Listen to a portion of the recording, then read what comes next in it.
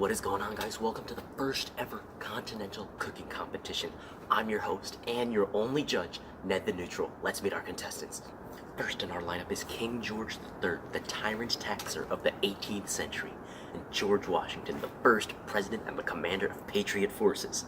These two contestants will battle it out in a 3-course cook-off based solely on their choice of ingredients. Let's get this show on the road. Me personally, I'm very confident in my cooking ability. There's no doubt in my mind that those colonists and their feeble feet will stand no chance against the might of British cuisine. Now, what can I say about King George? He's a total prick. He thinks he can just waltz right in here and just take all our money. We don't even live on the same continent as this guy. I don't really have a lot of money left over after that war with the French, so the ingredients I'm going to be using are very simple and basic. I just got a memo from George saying I'm only allowed to trade with Britain, not anyone else, so just for that, I'm going to be doing mostly foreign ingredients. Alright guys, let's go ahead and get the appetizers out of the way first. King George, step forward please.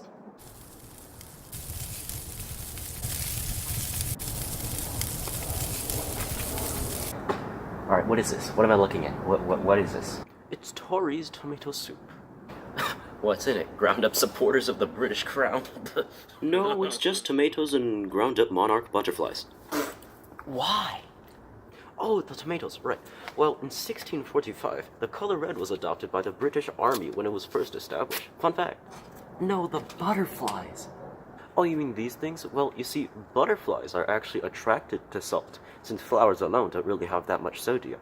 So I thought maybe I could use them as a substitute for actual salt, since salt is actually really expensive. And like I said, I'm kind of short on funds after that French and Indian War.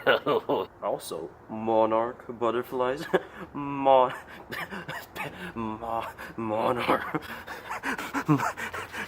Oh, I have an idea. Hey, what? That's mine. Sucks for you. Well, you can't do that. We have rights. What the heck? Not yet, you don't. We're still before the Bill of Rights. Alright, Mr. Washington, what do you have for me?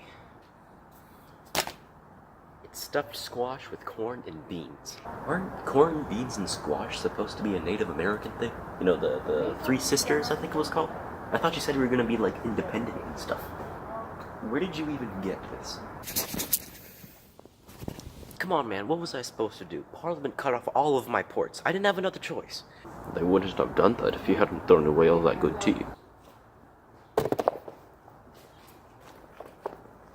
I'll throw you away, you dirty little... Alright, guys, calm down. Let's just move on to the main courses. Alright, guys, so unfortunately, we're gonna have to change our setting a little bit for the main courses because it is raining cats and dogs outside, but let's get this started.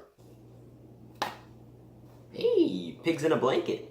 Actually, it's colonists in a blanket. Oh, you can get it? Because colonists are just useless swine who can't even make good on my investment. Yeah, swine that lives on a continent instead of a couple of islands. Oh my god. George Washington, just bring out your dish, please. What? Why are they mad? Ah yes, they're crabby cakes made with my burning hatred for the British Crown.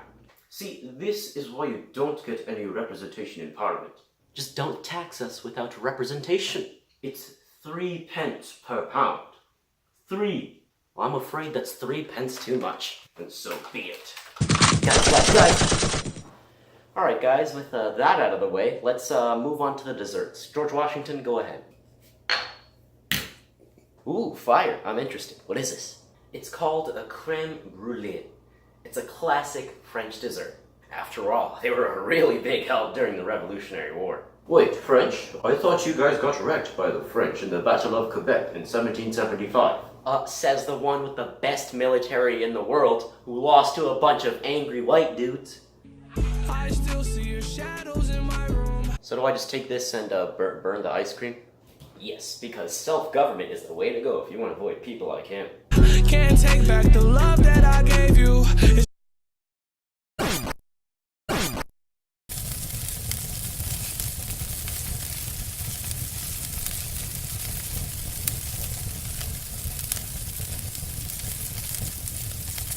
Oh, let me try.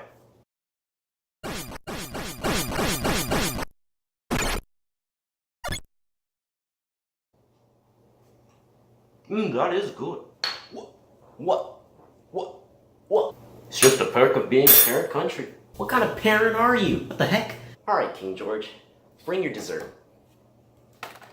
I call this dish a Whig's fig tart. Hey, it actually looks pretty good. What is it?